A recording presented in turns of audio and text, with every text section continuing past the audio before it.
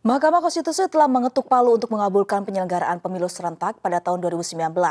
Prinsip penyelenggaraan pemilu serentak dimaksudkan untuk memperkuat sistem presidensial yang sudah ditetapkan Undang-Undang Dasar 1945.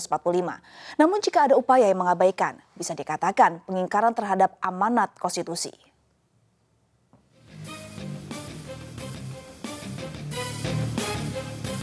Mahkamah Konstitusi mengetuk palu untuk mengabulkan penyelenggaraan pemilu serentak pada tahun 2019.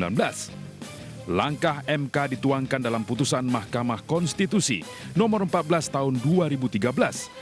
Putusan MK tersebut menganulir Undang-Undang nomor 42 tahun 2008 tentang pemilu presiden dan wakil presiden. MK menegaskan, sesuai dengan konstitusi, penyelenggaraan pileg dan pilpres digelar secara serentak.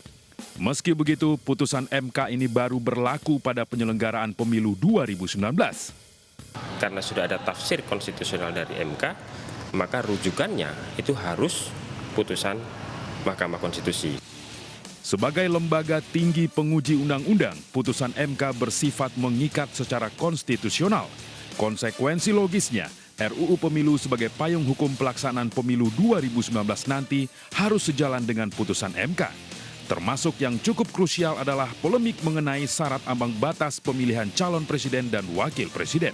Sekarang saja yang sudah 20% threshold, ya, legitimasi masih dipertanyakan. Saya nggak kebayang apabila PT-nya 0%.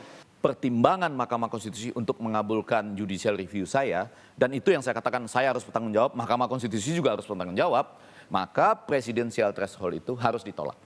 Kalau memang misalnya konstitusi itu menyaratkan harus ada ambang batas atau presidensial threshold, maka untuk apa Mahkamah Konstitusi memerintahkan atau pemilunya diselenggarakan secara serentak?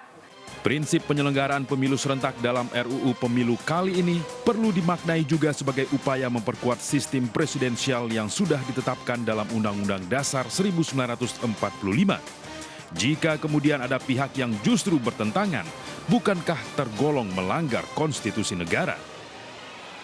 Tim Liputan MNC Media melaporkan.